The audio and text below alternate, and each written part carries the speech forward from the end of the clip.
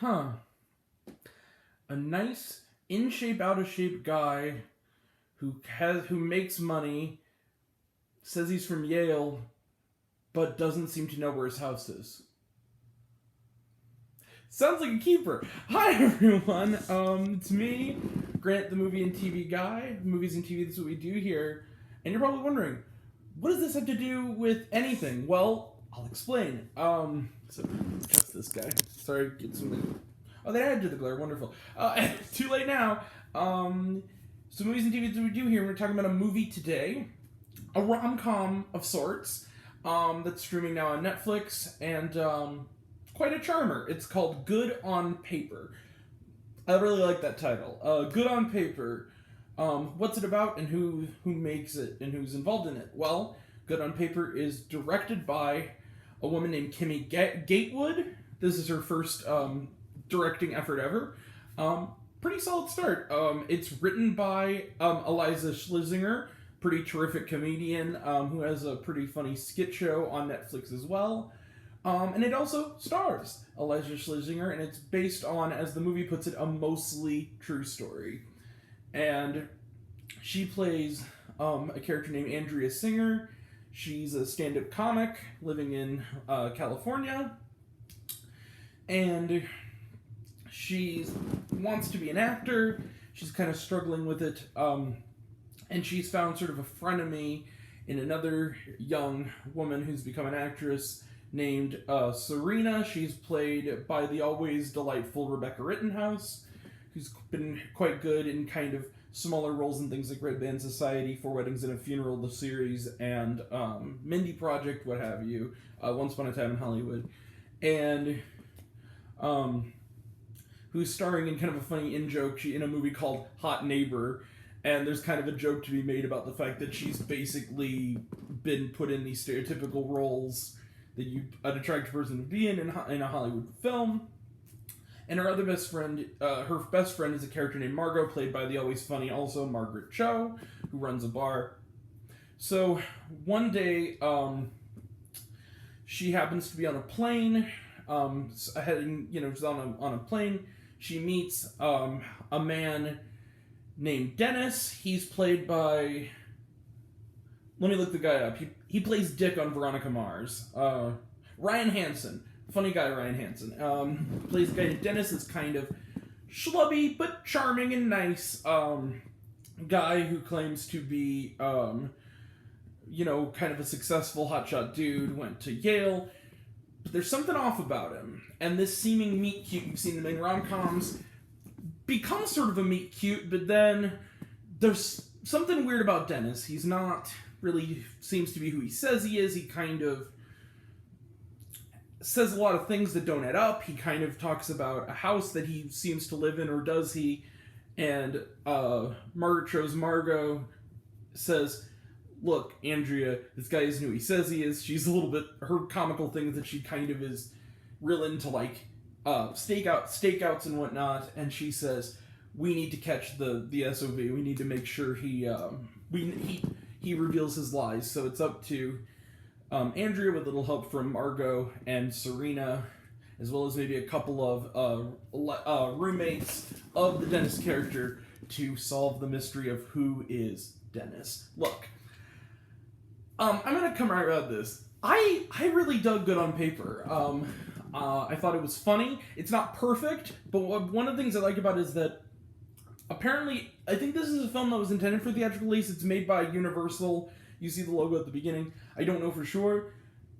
But this is very much a rom-com that becomes something deeper and a little darker. And I like that. It kind of fits Miss Schlesinger's thing. In fact, there's kind of a motif throughout the film, narration in the form of stand-up material from her playing the character, and it's based on apparently a stand-up routine she did about a sort of pseudo-real life situation she was in involving this guy, and you can tell there's some, maybe not as much in the details because it does get a little kooky, but just in the,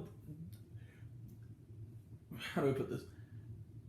She makes you believe it. It's her humor and her kind of performance and her script. You like Miss Schlesinger's character, and you like the Margot character, and you like even the Serena character, who has layers that are unexpected. The other thing that's interesting is that it has a really good moral, especially for women watching, and honestly for men too, which is that just be who you say you are. Don't, and also don't let yourself fall into the trap of judging people based on stereotypes you think they fit in. Like this, her relationship with the Serena character, where she hates her, and oftentimes throughout the movie she doesn't quite know why, out of jealousy or whatever. And it's kind of, there's an interesting thing about the, that it's a waste of time to just hate people who are being real with you.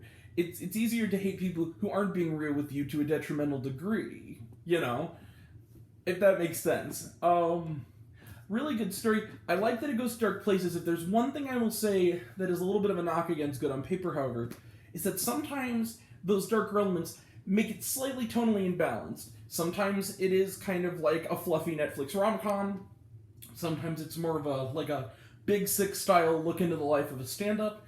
Other times it's a more serious kind of dramatic study on the Andrea character's relationship. And sometimes it's like a black comedy, like neo-noir, Simple Favor type thing, which works. But the problem is that the shift in tone, I think, could have been handled a little bit smoother. I think it kind of, once you get to the point where the darker material happens and the Dennis character go to stranger places, it kind of just happens. There's no real transitional period. It kind of goes from being this lighthearted, but edgy R-rated studio rom-com to being this kind of more serious, darker film, and even like a courtroom film in a way, and it just kind of feels sudden. It feels kind of abrupt. However, other than that, I really liked this film. It was funny, and I liked the characters, again, and not much more to say. I'll give this 4 stars. Solid 4-star movie. Definitely worth checking out. It's not a perfect film, and also, like, laughs per minute wise, it's not quite as much of a gutbuster as something like A Bad Trip, or especially A Bard and Stargo to Vista Del Mar. But it's good. It's a solid Netflix comedy. And also, Iliza Shlesinger is a star. I can't wait to see what she does next. Her script is quite good, and I also quite liked her performance. So, that's going to be it. 4 stars for Good on Paper. Let's close the book on it. Trailer Trash, none. Again, it was on Netflix. Was there Shawarma? No, there wasn't. Although, even then, Netflix let me watch the credits. Again, I said this in my Fatherhood review. I'm really getting tired of the intrusive way that Netflix seems to want to avoid us giving any proper credit to the people who made the movie, which I think is counterintuitive and dumb. Like, I don't know why they're doing that. That's just silly old me. So, coming up. What do we have coming up? Now that we close the book on this? Well, Friday, of course, is F9.